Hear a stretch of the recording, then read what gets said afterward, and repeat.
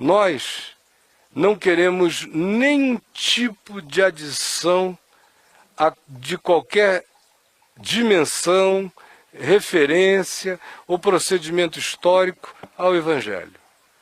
Nosso caminho simples e básico é a jornada de Jesus com os seres humanos andando conforme as páginas do Evangelho.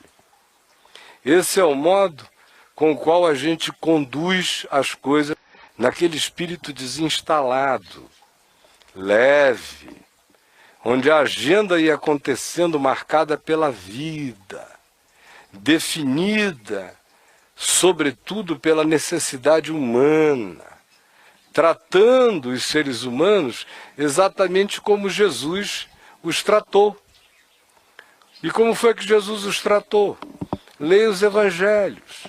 Você vê que não há jamais Jesus com o dedo em riste na cara de nenhum ser humano fracassado. Nele só há acolhimento, inclusão, misericórdia. Quando ele encontra alguém quebrado, o que o Evangelho faz é citar Isaías, dizendo que o cumprimento de Isaías se dava em Jesus, porque ele não esmaga a cana quebrada, não apaga a torcida que fumega. Esse é o nosso espírito. Se a cana está quebrada, não tem essa história de quebrar mais ainda, como o cristianismo fez. Gente quebrada tem que ser erguida, levantada, tratada com carinho, com amor. O pecado humano, que é meu, que é seu, que é da humanidade toda, porque todos pecaram e todos carecem da glória de Deus, é tratado no espírito do Evangelho. Qual é o espírito do Evangelho acerca disso? Primeiro, é o homem com Deus. Se alguém pecou, o que se diz é: filhinhos, não pequeis, mas se todavia alguém pecar, tendes advogado junto ao Pai, Jesus Cristo justo. Ele é a propiciação pelos nossos pecados, e não somente pelos nossos próprios, mas ainda pelos do mundo inteiro. Então o indivíduo peca, a consciência dele é molestada pelo Espírito Santo, ele é estimulado a fazer como a palavra manda. Resolva isso com Deus. Não precisa reunir uma assembleia. Não precisa fazer nada que envolva outros. Se a questão é sua, absolutamente sua, trate disso com Deus em arrependimento, em quebrantamento, porque o Senhor é rico em perdoar.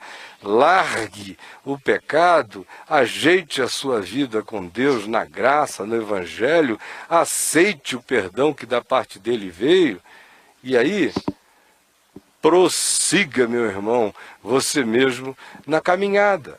Se isso envolve uma outra pessoa, a gente faz o que Jesus mandou. Se alguém me ofende, eu não tenho que sair rechamar o pastor, o conselho, um monte de gente, pedir oração, não. Isso é coisa de moleque safado, linguarudo, fofoqueiro, pervertido pela religião. A diferença entre meninos e homens é esta.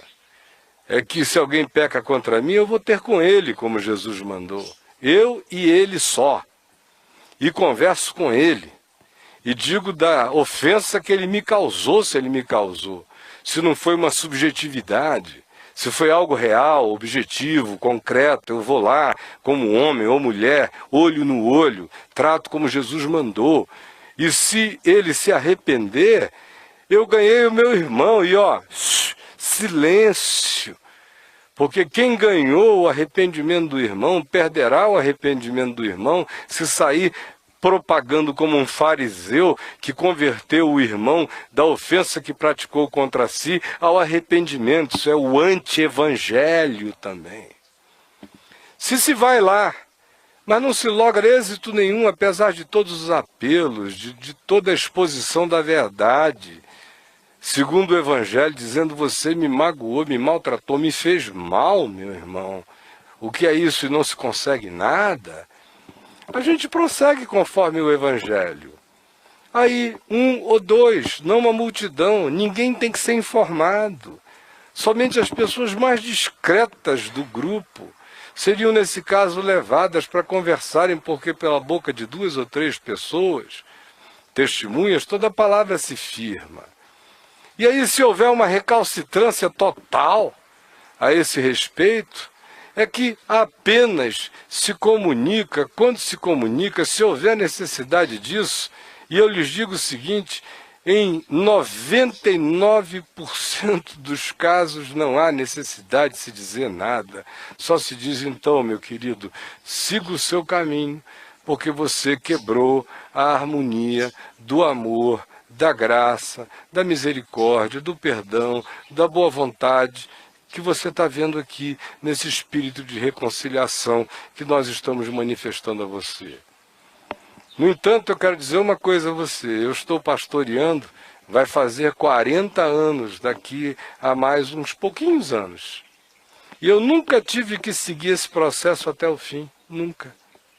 Nunca tive que chamar alguém em público e dizer em público coisa alguma sobre pessoa alguma. Nunca tive que levar 2 comigo, porque ninguém resiste à primeira abordagem de amor sincero, discreto, verdadeiro, de modo que quando se faz isso, raramente tem a segunda e a terceira instância. Eu, particularmente, como ministrador, mentor, pastor de almas no curso da minha vida, nunca tive que praticar. O mentor não é um indivíduo que tem uma função fixa, como na igreja institucionalizada, pedrada, constantinianizada. De modo algum. Ele não tem que ser o gargalo, como numa igreja institucional, em geral, o pastor é. Nas igrejas institucionais, as coisas funcionam por função. Então, se houver gente com capacidade de abrir a palavra, de pregá-la com sensatez, conforme nós temos ensinado, essa pessoa tem que ser usada. O mentor não é o gargalo. O púlpito não tem nenhum lugar de importância, é só um lugar para apoiar o livro, é um lugar prático. Não procede nenhum oráculo de púlpito nenhum, a não ser que brote como palavra de Deus do coração. E assim como é com a pregação, é com tudo mais. Tudo tem a ver com dons. Se tem aí entre vocês gente com dons pastorais, e dons pastorais se manifestam não porque o indivíduo foi a um seminário. Isso aí é o catolicismo constantiniano com os seus ecos e reverberações dentro do protestantismo, que continua a manter esse clero que ganha uma superioridade espiritual se ganhar aquele diploma e se for ordenado por um grupo de pessoas que digam que agora ele saiu da categoria ordinária para a categoria extraordinária. Entre nós não é assim. O que de fato nós reconhecemos são os dons da graça de Deus na vida das pessoas.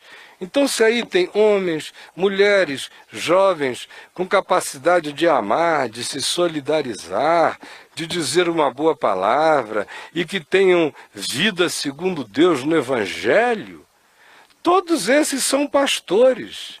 Nosso desejo é que todo o povo de Deus seja profeta, que todo o povo de Deus seja mestre na palavra, que todo o povo de Deus pastoreie outras almas, que todo o povo de Deus anuncie a boa nova, o evangelista. Não existe o mentor profissional, não existe o mestre profissional, não existe o evangelista profissional, não existe o pastor profissional. Existem dons segundo a graça, que o mentor, sendo sábio e maduro, vai aprendendo a discernir e a estimular, a abrir espaço, vai torcendo e pedindo a Deus para que o Espírito suscite mais dons. E que o Espírito Santo suscite todos os dons entre vocês. Que haja pessoas sem fanatismo religioso, sem farisaísmo pentecostal, sem gritaria ufanista, mas que haja, meus amigos, entre vocês, de fato, pessoas com todos os dons. Dons de cura, dons de milagres, dons de conhecimento, dons de sabedoria, dom de fé e ousadia no Senhor e no Espírito Santo, dons de socorro, dons de presidência, dons os mais diversos. A lista do Novo Testamento, quando você soma as de Paulo, as de Pedro, pouquinhas avulsas, mais ou menos 36 dons mencionados, mas isso é só a menção, não é uma lista exaustiva, não. O Espírito Santo é tão bizarramente criativo quanto ele se manifesta na natureza. Olha as criaturas dele na natureza e veja como os dons são diversos, como as capacitações são diversas. E no corpo de Cristo não pode ser menos rico do que na natureza. Tem que haver espaço para que toda a personalidade humana se manifeste na sua melhor versão de si mesma, que é o próprio indivíduo crescendo e desenvolvendo a sua salvação em Jesus. A terceira coisa fundamental que eu gostaria de falar a você é que nós somos gente exclusivamente do Novo Testamento. Nós somos gente da Bíblia? Sim. O Novo Testamento está aqui encadernado junto com a Bíblia. Nós somos gente, sobretudo, do Novo Testamento. Por quê? Porque a leitura que nós fazemos da Bíblia não é da Bíblia para Jesus. A leitura que nós fazemos é de Jesus para o resto da Bíblia. É aquilo que lá no meu site eu tenho chamado de chave hermenêutica. Quem estudou num seminário sabe que hermenêutica é a ciência da interpretação, no caso, da interpretação bíblica. E aí a instituição oficial, a igreja, a religião, dá uma série de regrinhas para o indivíduo interpretar a Bíblia. A maioria delas falaciosas, servem apenas para construir o que estiver na cabeça do pregador e não na palavra. Não é o nosso caso. Eu aprendi desde cedinho, menino no Evangelho, eu aprendi que Jesus era a única chave hermenêutica. 10 anos depois da minha conversão, isso já estava mais do que definido e arrumado. 13 anos depois da minha conversão, eu publiquei o livro Seguir Jesus, o mais fascinante projeto de vida, onde a afirmação central é essa, que Jesus é a chave hermenêutica, a única chave para abrir e interpretar a Escritura.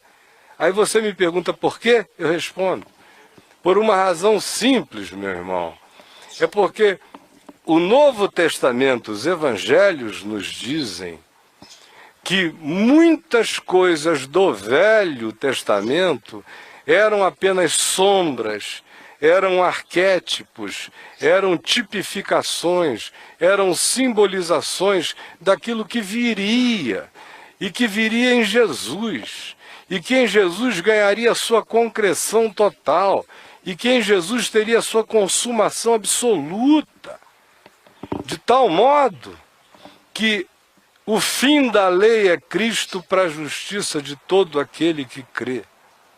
De tal modo que todos os sábados e leis cerimoniais judaicas morreram na cruz. De tal modo que tudo quanto significava aquela quantidade enorme de leis do Velho Testamento, Paulo diz, foram todas elas encravadas na cruz, porque elas alimentavam a alegria dos principados e das potestades, porque elas só produziam culpa, desgraça e mais pecado em nós, vulnerabilizando-nos para a presença e para a infiltração de espíritos malignos. Na cruz Jesus disse, está consumado, está pago. Quem crê, vive perdoado. Quem crê, carrega o escudo da graça sobre si. Isso não é permissão para viver em pecado, é apenas a certeza de que o pecado está perdoado e que o Cordeiro de Deus, que tira o pecado do mundo, tirou o pecado ontem, tira hoje e tira amanhã. E eu estou sob o Cordeiro, não desde que eu nasci, eu estou desde antes da fundação do mundo, meu amado irmão. Só que no tempo e no espaço, Eu ganhei consciência disso e o chamo de meu Senhor e Salvador.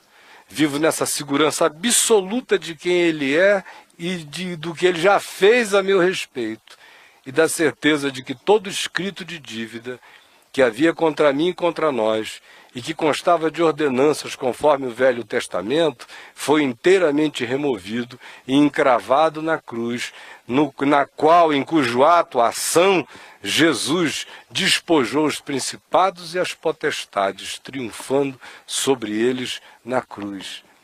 O próprio Jesus deixou claro, e os evangelistas não titubeiam a esse respeito, quando dizem que Jesus ensinou aos seus discípulos tudo o que a seu respeito constava em todas as Escrituras. O que a seu respeito constava em todas as Escrituras, e lhes abriu o entendimento para compreenderem as Escrituras, significando dizer que a Escritura, sem ser lida a partir de Jesus, é selada, serve apenas como um guia de obrigações morais, serve apenas para contar a história das esperanças do povo judeu, serve apenas para mostrar o derramamento de sangue cruento que os sacrifícios judaicos patrocinavam como expressão do que seria a desgraça do pecado humano diante de Deus.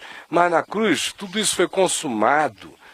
O Cordeiro único e eterno pagou todos os preços, está pago. É a partir de Jesus, portanto, que nós lemos a Escritura.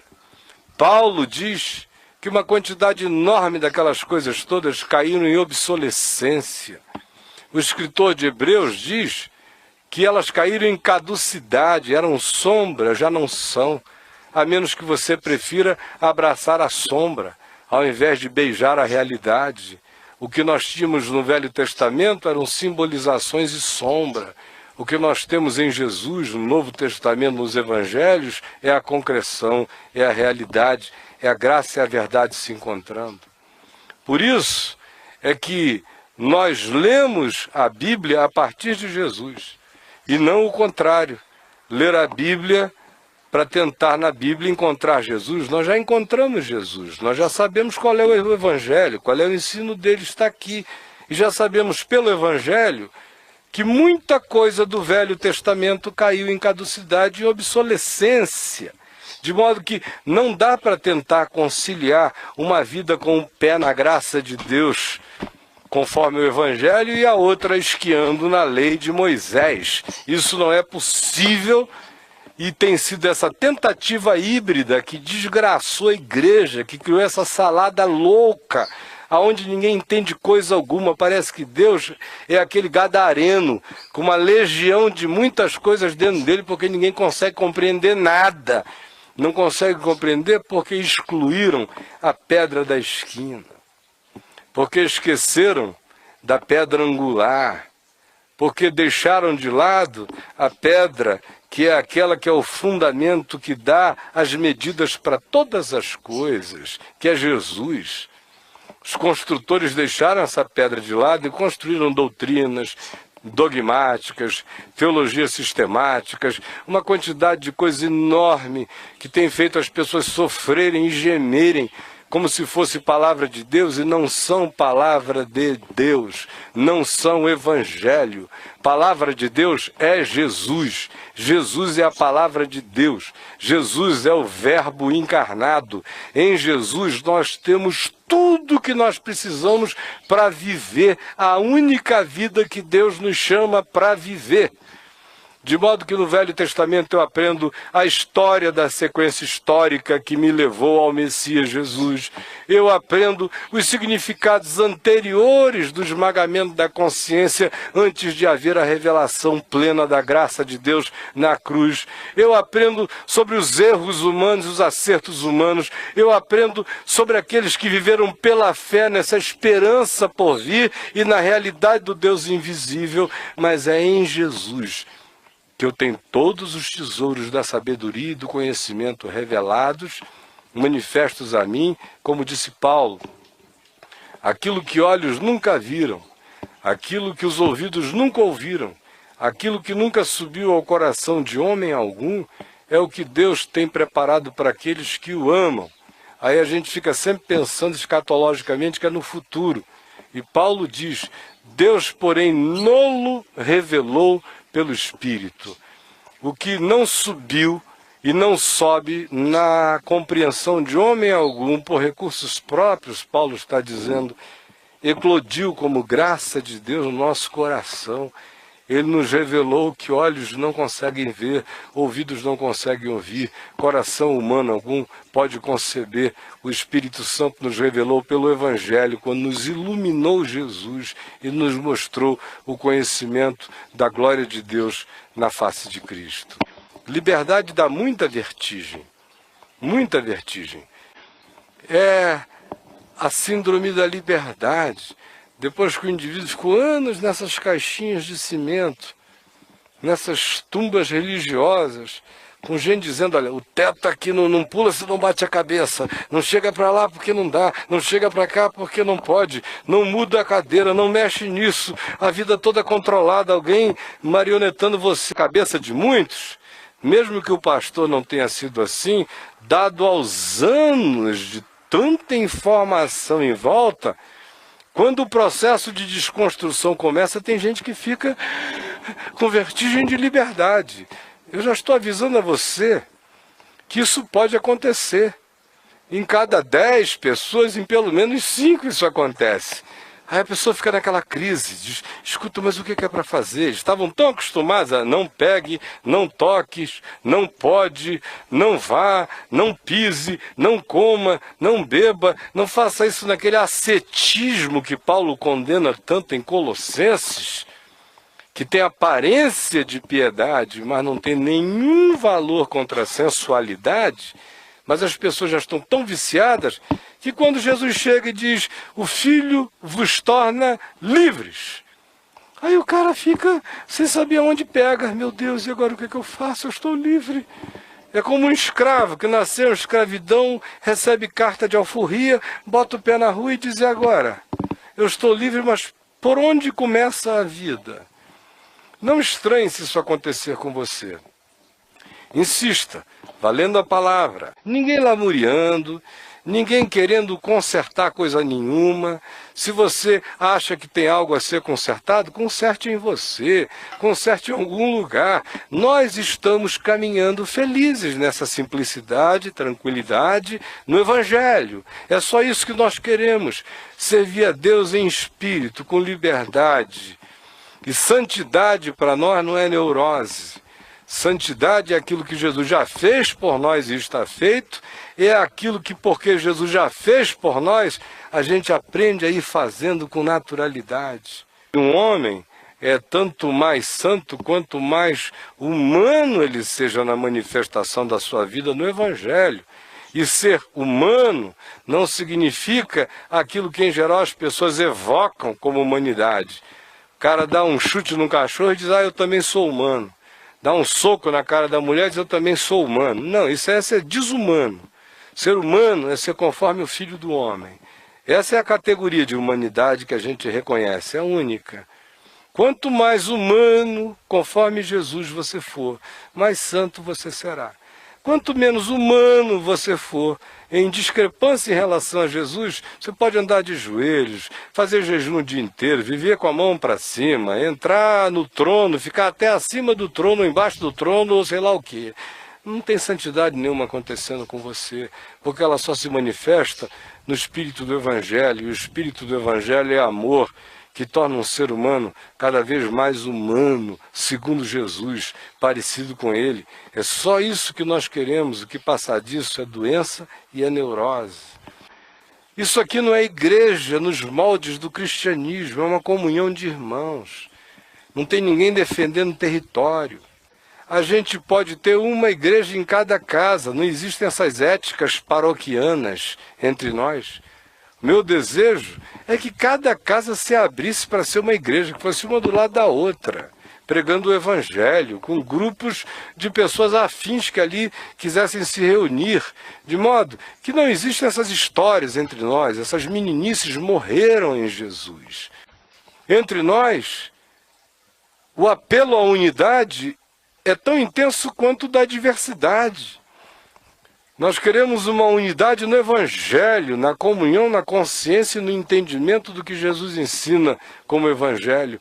E queremos que essa consciência se manifeste na diversidade dos dons, na pluralidade das personalidades e das experiências de todo mundo. Esse é o espírito simples.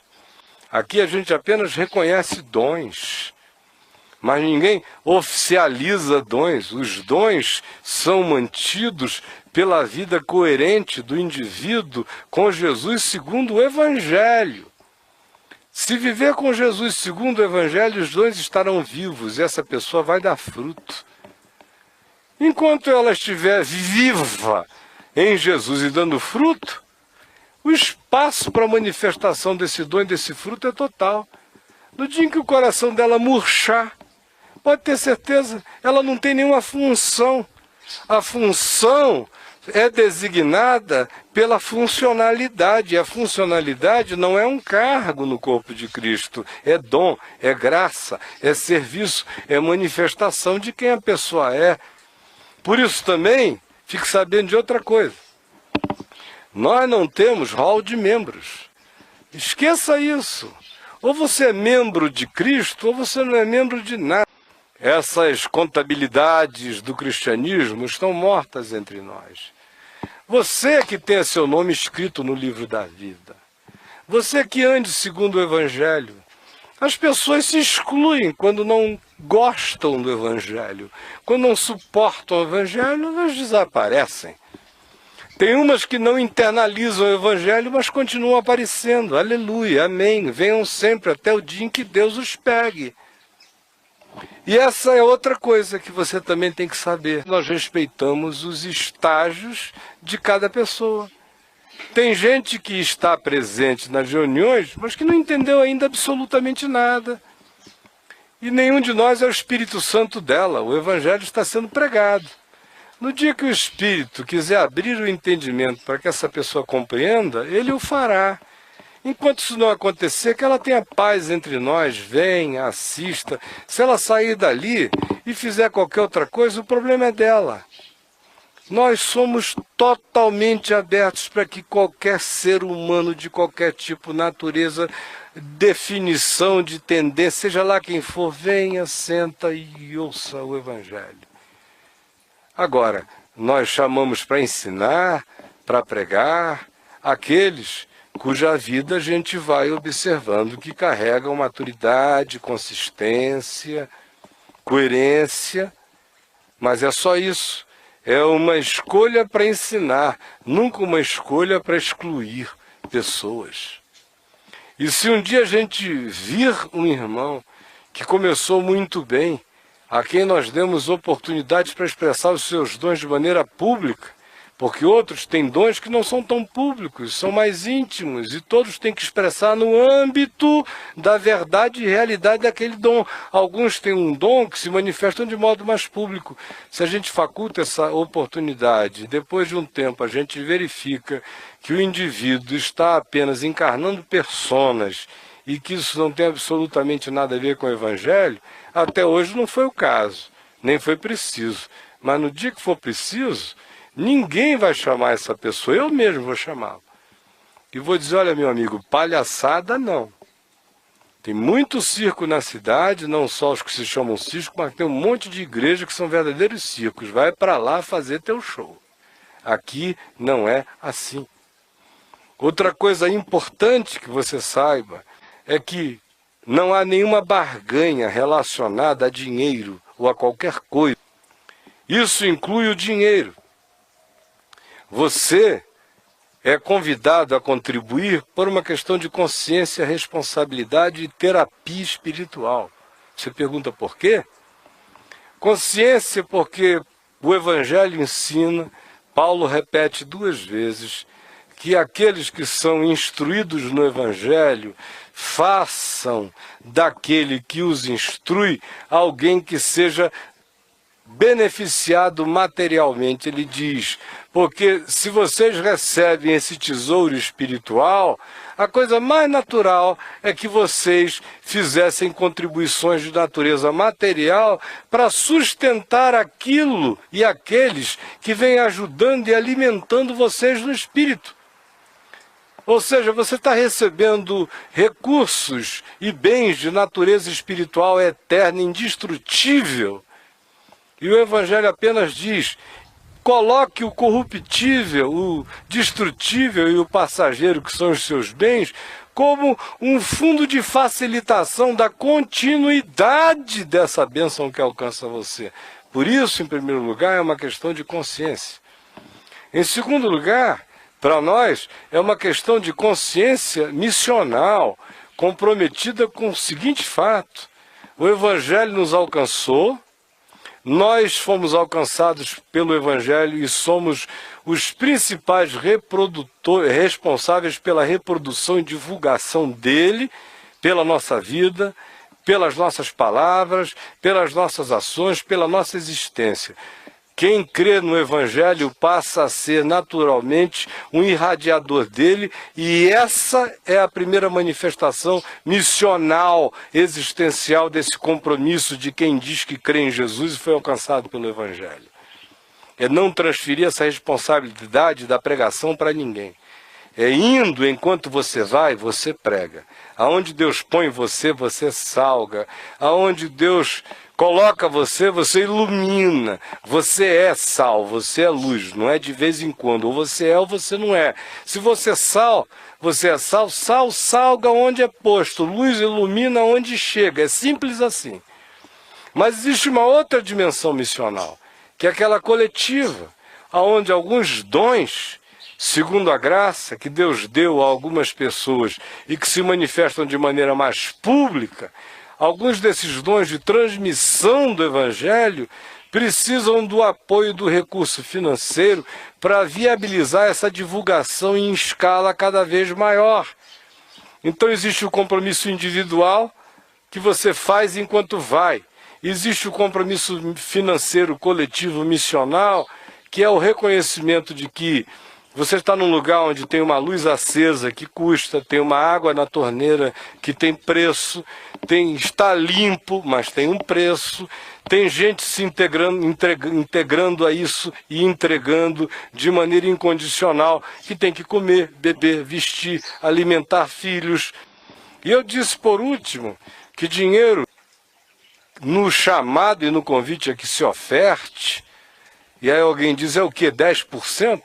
10% era a lei lá do Velho Testamento. No Evangelho é segundo a medida da fé que Deus distribuiu com cada um de nós. Então, se a sua fé é 10% de fé, é 10% do que você queira. É tudo espontâneo.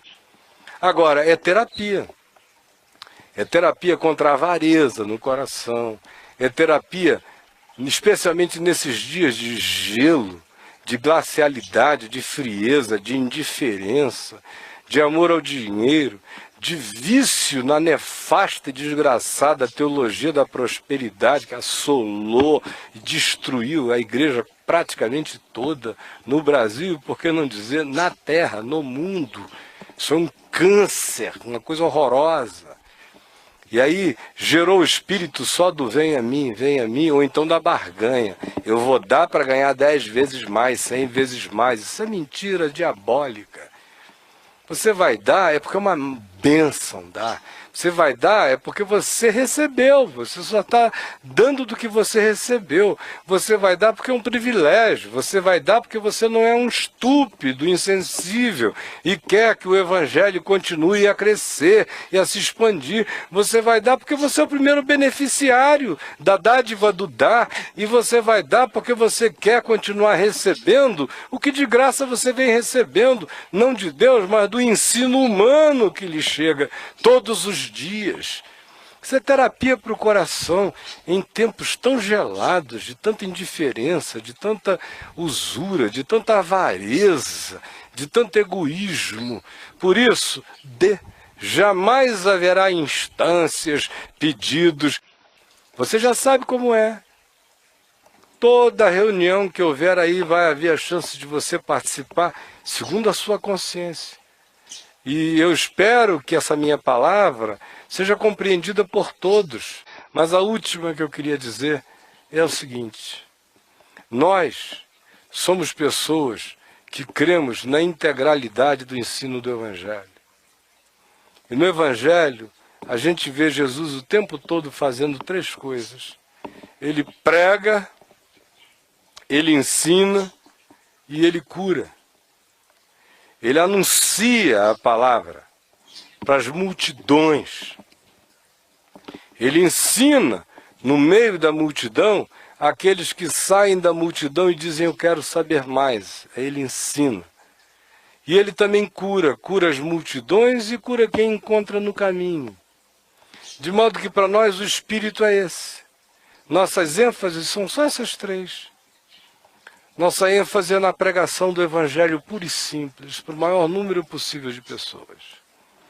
É ênfase no ensino prático do Evangelho para a vida.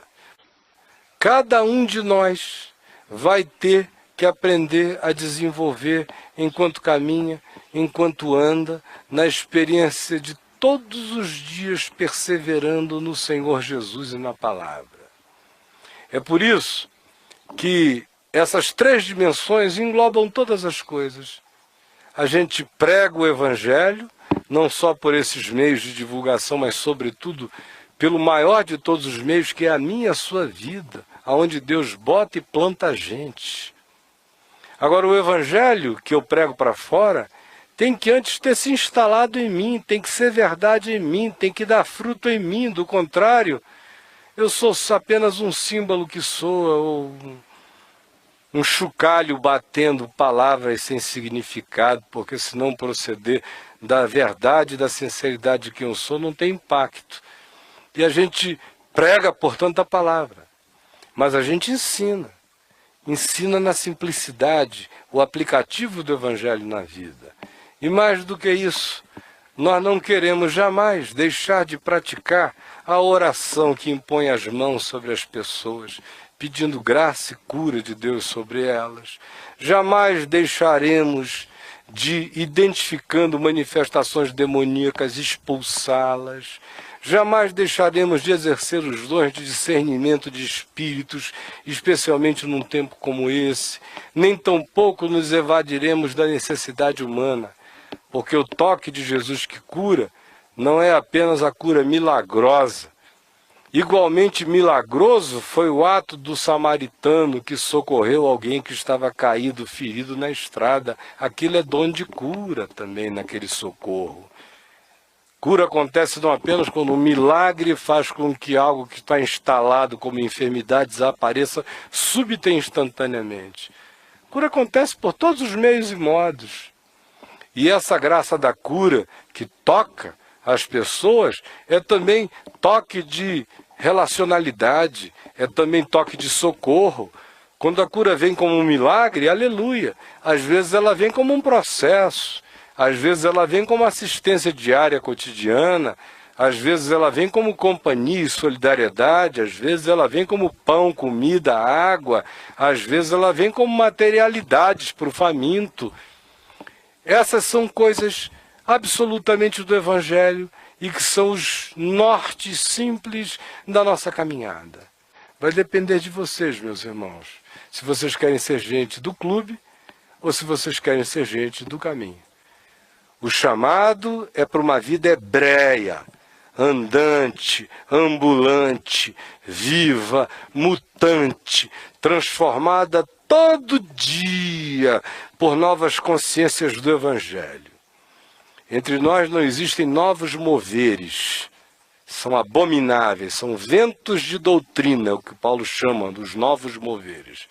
Em nós existe um mover só, do único vento, do único Espírito, não tem ninguém inventando nada novo, nós estamos apenas pregando tudo de novo, é só isso. Quem crer e praticar e viver isso como indivíduo, será sal e luz, uma bomba de Deus no mundo.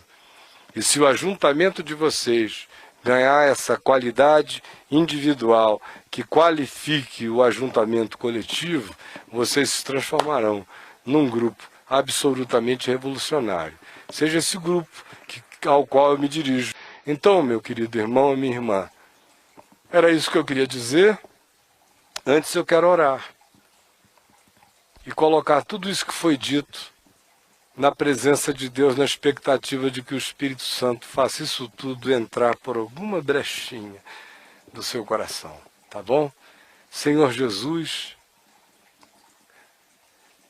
é o teu Espírito que pode imprimir essa consciência no coração de cada um e não as minhas palavras.